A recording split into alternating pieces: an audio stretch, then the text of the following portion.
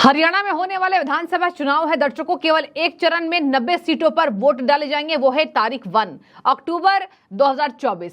अब इस पर आपको बता दें कि राहुल गांधी ने अखिलेश यादव के सपने तोड़ दिए हैं और अखिलेश यादव ने भी राहुल गांधी के सपने तोड़ दिए हैं। हरियाणा विधानसभा चुनाव के बीच दोनों पार्टियों में जमकर होगा वार पलटवार। आपको मैं पहले इसलिए बता रही हूं क्योंकि ये खबर ही इतनी रोचक है।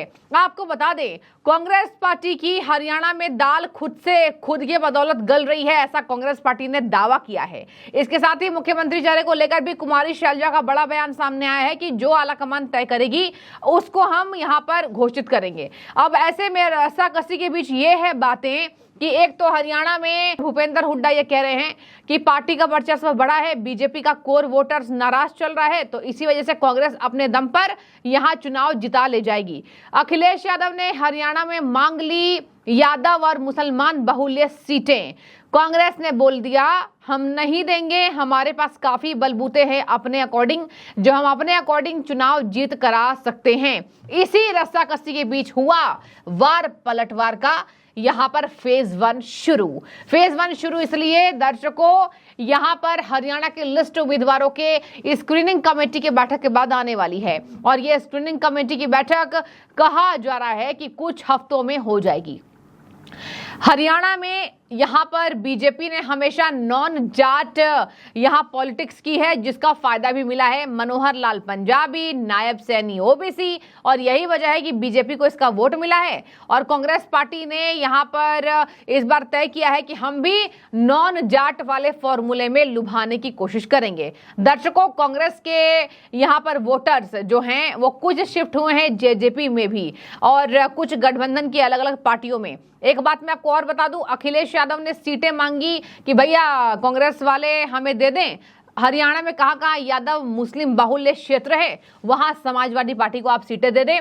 कांग्रेस ने जमकर किनारा कर लिया इस बात से। यह दिखाता है कि जहां जहां अपनी पार्टी के फायदे हैं वहां गठबंधन में केवल गठबंधन मुंह से बोलने के लिए काफी होता है, कर्मों से नहीं हो रहा है। कर्मों से इसलिए नहीं, अब देखिए ना पंजाब में कैसे अलायंस टूटा था आम आदमी पार्टी और कांग्रेस का। जहां जहां जो पार्टी मजबूत है भैया अलग पार्टियों को अपनी क्यों दे वहां पर वर्चस्व।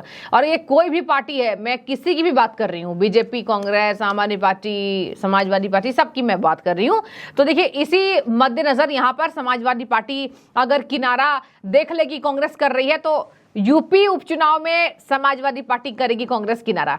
दर्शकों, उम्मीदवारों के हिसाब से अखिलेश यादव ने शानदार प्रदर्शन जानदार किया है इस बार लोकसभा चुनाव में। अब लोकसभा चुनाव के बाद वो अपने पैर अलग अलग स्टेट्स में पसारने की कोशिश कर रहे हैं।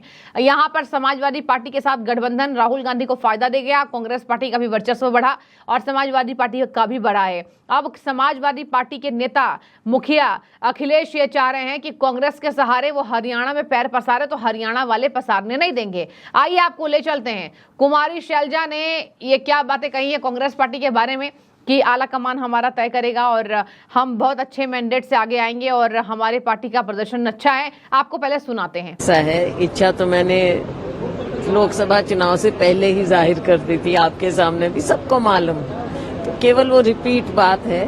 लेकिन उसके बाद लोकसभा चुनाव भी लड़े, हाईकमान का आदेश हुआ लोकसभा चुनाव लड़ो सिरसा से, तो वहां से लड़े। और लोगों का मैं तो आभार भी किन शब्दों में उनका प्रकट करूं, क्योंकि सिरसा के लोगों ने जो इतने बढ़िया रिकॉर्ड मेजॉरिटी से मुझे जिताया है। लेकिन अब विधानसभा का चुनाव है और इस पर जो भी सीनियर नेता होते हैं उनके लिए फैसला, वैसे भी सारा फैसला ही हाईकमान का होता है। तो हमारे लिए जो भी आगे आदेश होगा, मैंने हमेशा कहा कि मेरी इच्छा है, लेकिन फाइनल फैसला हाईकमान का होगा। फाइनल ठप्पा हमेशा आला कमान का। कांग्रेस के सच्चे सिपाही होने के नाते हम आपको कह सकते हैं और इतिहास बताता है कि हमेशा मुख्यमंत्री वो बनता है जिस पर आला कमान का ठप्पा लगता है। आला कमान का ठप्पा एक बार हरियाणा की राजनीति के इतिहास में भी एक बार और लगा था जब आला कमान की चली थी। क्या ऐसा पार्ट 2 हो सकता है? नहीं, आप क्या कह रहे हैं कि आला कमान की चली थी? आला कमान का ही फैसला है, चलने की बात नहीं है इसमें।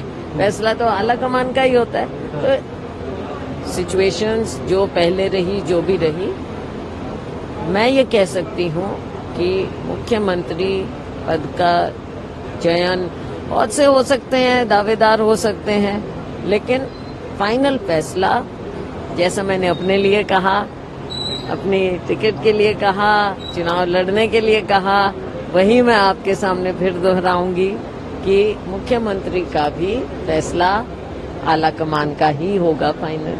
आपने सुन लिया कुमारी शैलजा को। और इधर बीजेपी ने बड़े दावे किए हैं कि यहां पर हम इस बार सरकार बनाने जा रहे हैं, कोई इफ एंड बट नहीं है। अब देखिए, भारी विरोध के बाद मनोहर लाल को बदला गया, नायब सिंह सैनी को बनाया गया। इसके साथ सुन लीजिए, यहां पर कहा जा रहा है कि कहीं ना कहीं हरियाणा में बीजेपी को अगर कोर वोटर्स को लुभाना होगा, उम्मीदवारों का चयन उस अकॉर्डिंग करना पड़ेगा। और एक बात मैं आपको और बता दूं, अखिलेश यादव के सपने पर राहुल गांधी की पार्टी ने पानी फेरा, तो अखिलेश भी यूपी के उपचुनाव में राहुल गांधी के सपने फेरने पर आतुर हो रहे हैं। इसके साथ ही सुन लीजिए, यहां पर सीटें देने से भी मना कर दिया गया है। बता दें आपको, सपा ने कांग्रेस आलाकमान से हरियाणा विधानसभा चुनाव में 3 से 5 सीटें मांगी हैं।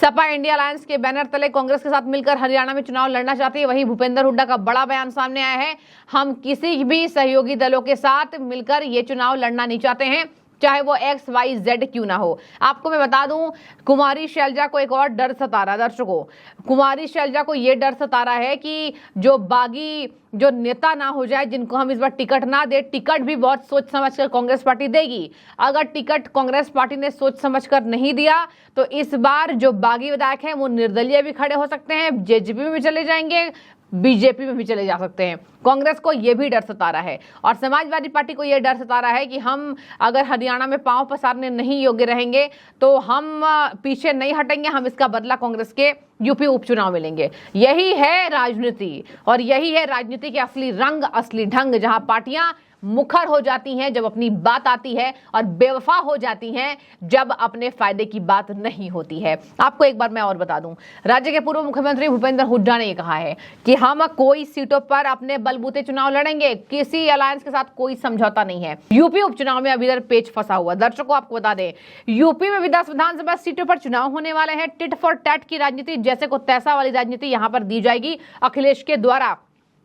इंडिया गठबंधन टूटेगा, इससे इंडिया अलायंस में टूट होगी और हरियाणा में हो जाएगी तो बहुत बड़ी खबर ये अखिलेश और राहुल गांधी के समर्थकों के लिए, और इसके लिए बीजेपी का फायदा होगा। आइए बता दें आपको, मध्य प्रदेश में भी इनकी दालें नहीं गली थी। और एक बार हम नजर डालेंगे हरियाणा में कांग्रेस की क्या तैयारी है, बीजेपी की क्या तैयारी। देखिए, बीजेपी की तैयारी हरियाणा में यह है कि 10 साल से नॉन जाट पॉलिटिक्स बीजेपी कर रही है। आगे बीजेपी ने ऐसे ही चेहरों को आगे लाए हैं बीजेपी ने। और बता दें आपको, बीजेपी का इस बार ब्राह्मण, पंजाबी, वैश्य, राजपूत के टिकटों में कहीं ना कहीं बीजेपी इजाफा करने वाली है। यह है बीजेपी की तैयारी। कांग्रेस पर आते दर्शकों, कांग्रेस पार्टी उम्मीदवारों के नए चयन करेगी और यही खतरा कांग्रेस पार्टी को है। अगर उम्मीदवार नए होंगे इस बार कहीं ना कहीं विस्फोटक खुलासे होंगे और विस्फोटक खुलासे हो सकता है कांग्रेस के बागी विधायक चले जाएं दूसरी पार्टियों में या निर्दलीय चुनाव लड़ लें।